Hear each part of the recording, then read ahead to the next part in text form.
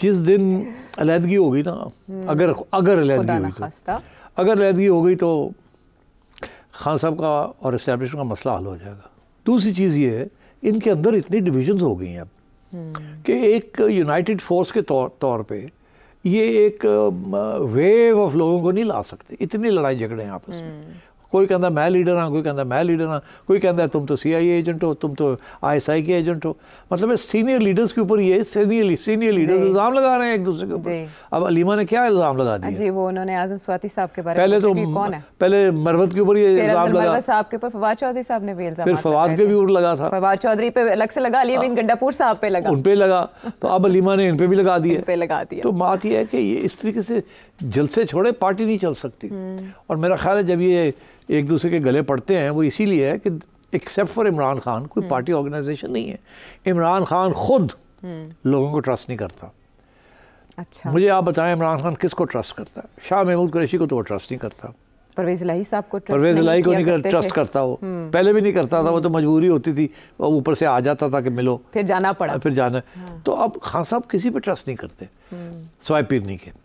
और अब आप देखिए कि बड़ी इंटरेस्टिंग बात यह है कि PTI के लोगों ने भी पीरनी को पिंकी कहना शुरू कर दिया जी।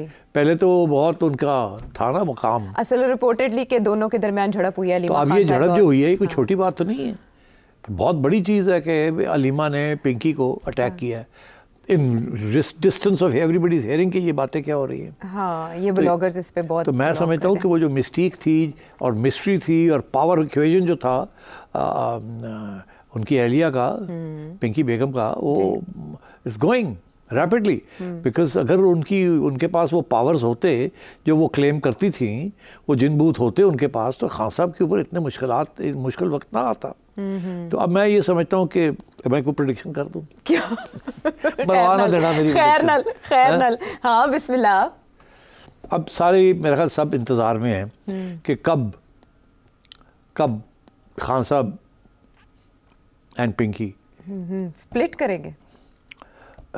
अब देखो ना, पिछली दफ़ा मैंने काफ़ी अरसा पहले मैंने गलती से कह दिया उस पे वो कि यार है ना तो झगड़ा है, वो झगड़े होते भी लड़ाई मियाँ से खान साहब बड़े नाराज़ हो गए। अब झगड़े तो होते हैं मियाँ बीवी के दरमियान, यार व्हाट्स द बिग डील।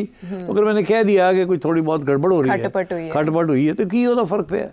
और वो भी मुझे किसी बड़े अहल जो बंदा वहाँ बैठा हुआ था जिसके सामने ये गड़बड़ हुई, उसने मुझे बताया। अब मैं नाम तो नहीं ले सकता क्योंकि चिड़िया, आफ्टर ऑल चिड़िया की भी तो बचाव करना ना, सोर्स बताना ज़रूरी नहीं है। तो मगर वो तो पक्की खबर थी, जो बंदा बैठा हुआ था जिसके सामने सब कुछ हुआ। तो अब बात यह है कि अब मैं कह दूं कि जी फिर कोई गड़बड़ होने जा रही है, या उम्मीदें लोग कर रहे हैं कि गड़बड़ होगी। और मैं क्योंकि देखे ना, कुछ तज्जियाकार हैं जो खान साहब के बड़े करीब रहे हैं। नाम नहीं लूँगा मैं उनका, बहुत करीब तज्जियाकार तो नहीं, दोस्त बहुत करीब थे उनके। उनकी हर किस्म की एक्टिविटी के अंदर वो कंटेनर पे भी होते थे ना, कंटेनर से नहीं, कंटेनर वाले तो नहीं, ये और वाले हैं। जो बाकी जो काम होता था ना, हाँ, उसमें इनकी बड़ी आमदोरफ्त थी। अच्छा, वो उनसे मैं खबरें तो लेनी होती है, मैं साइकोलॉजिकल एनालिसिस भी करना होता है। वो किससे किया जाए? उन्हीं से किया जा सकता है ना जो खान साहब के साथ 10 साल रहे हैं in the most intimate of places. वही खान अगर ऐसा हो तो खान की करेगा, अगर ऐसा होया तो खान का रिएक्शन की होएगा। तो ये तो बड़े कम लोग हैं जो कि बता सकते हैं आपको कि खान का जो पर्सनैलिटी है वो कैसे रिएक्ट करेगी टू समथिंग और दी अदर। ठीक, तो मैं राब्ते में हूँ ऐसे लोगों के साथ। तो वो उनका तो ये कहना है कि जिस दिन कुछ एक्सपोजर हो गया किसी खातून का, अच्छा, तो खान साहब will be shattered and Khan साहब की ये जो स्ट्रेंथ है ना, ये इवेपोरेट कर जाएगी। अच्छा, अब बातें शुरू हो गई हैं कि जनरल फैज़ का क्या सियासी रिश्ता था बेगम साहिबा के साथ और किस बंदे के ज़रिए था, और उस बंदे ने कैसे बेगम साहिबा का कॉन्फिडेंस गेन किया जी, और वो बंदा कौन था और कैसे हुआ, और बहुत सी बातें जो बेगम साहिबा प्रेडिक्ट करती थी वो कहाँ से आती थी उनको कि ऐसे हम करने जा रहे हैं या ऐसे होने जा रहा है, तो वो आगे खान साहब को और खान साहब के ऊपर ज़ाहिर है।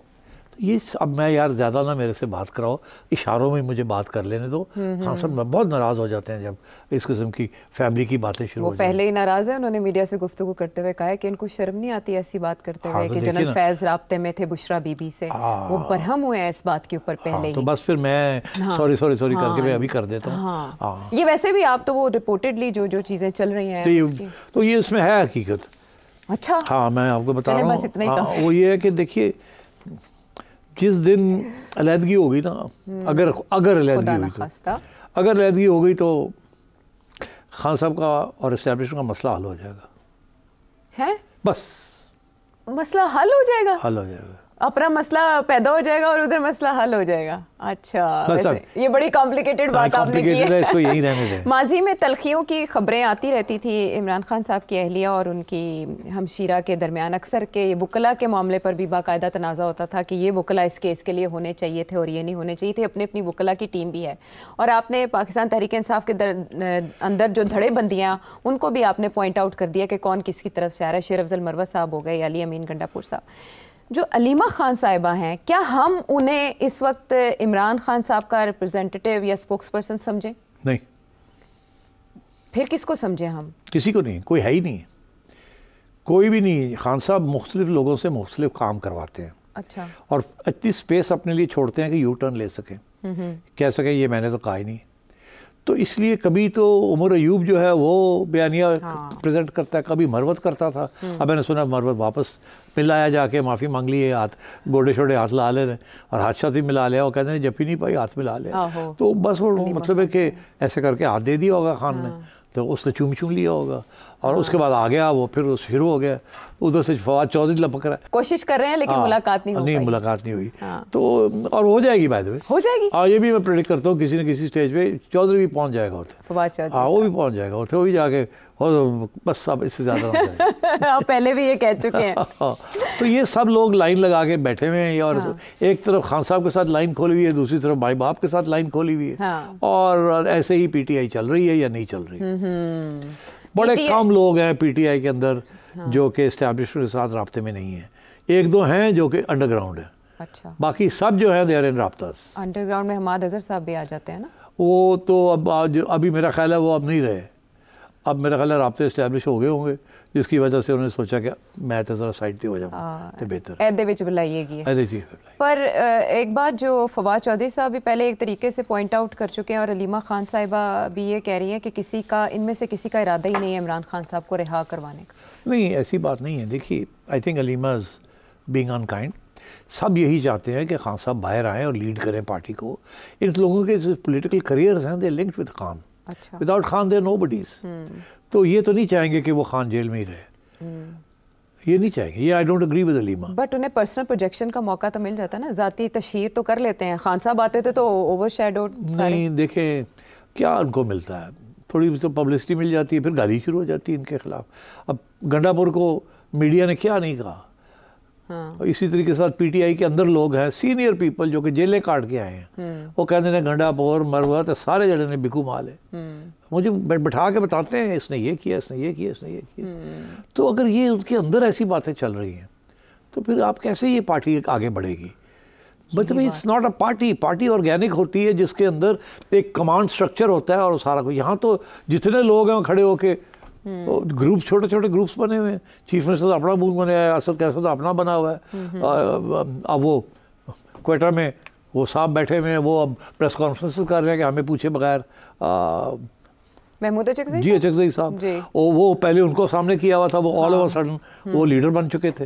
अब उनको पूछे बगैर ही कैंसिल कर दिया, वो अब प्रेस कॉन्फ्रेंस करने लगे हैं कि एक ही हो रहा है। तो मतलब आज फिर मौलाना ने भी कुछ सुना दिया, अपने तौर पे पहले वो भी कह रहे थे हम मिलकर बात करें, ये करें। मैंने क्या कहा था, सवाल ही पैदा नहीं होता। आपने क्या कहा था? चलाए ना जरा, सुना दे क्या कहा था मौलाना साहब के। मौलाना सूरत सवाल ही पैदा नहीं होता कि पीटीआई के साथ मिल जाए। वहाँ दुश्मनी है बड़ी सीरियस किस्म की। वहाँ मौलाना जो है हर एक के साथ जप्फी डालने के लिए तैयार होंगे, मगर पीटीआई के साथ कभी नहीं करेंगे। वो सिर्फ उस हद तक इशारे करते हैं जिस हद तक उन्हें पीडीएम गवर्नमेंट से कुछ चाहिए, मगर वो कभी भी पीडीएम गवर्नमेंट को उतारने के लिए पीटीआई के साथ नहीं मिलेंगे, कभी नहीं मिलेंगे। ये मेरी पेशेंस हुई है। आज उन्होंने क्या ही दिया मेरा ख्याल। हाँ, उन्होंने ये बात कह दी है और उन्होंने कहा इशू टू इशू सियासी जमातों के साथ बात हो सकती है, बट तहरीक नहीं साथ मिलके चलानी। तो फिर मौलाना के टारगेट्स अचीव हो पाएंगे इस तरह से? नहीं, आई एम सॉरी, मौलाना के कोई टारगेट्स नहीं अचीव हो पाएंगे। मौलाना समझते हैं कि उनके साथ हाथ हो गया और मैं समझता हूँ हाथ हो गया। तो इसलिए दुखी तो वो हैं। उनको नून लीग जो है, नून लीग ने उनका साथ नहीं दिया, अपने आप को बचा लिया। ठीक, मौलाना के लिए कुछ नहीं किया। तो मौलाना तो अपसेट तो है ना, जाहिर है। अब और सवाए नवाज शरीफ के जिस बाकी तो वैसे भी मौलाना बाकी लोगों की तो खास उनको घास नहीं डालते थे, वो मियाँ साहब के साथ तल्लुकात थे। हाँ जी, वो तो मियाँ साहब ना हाथ हो गया। हाँ जी, तो मौलाना बेचारे ना किया, वो की करो।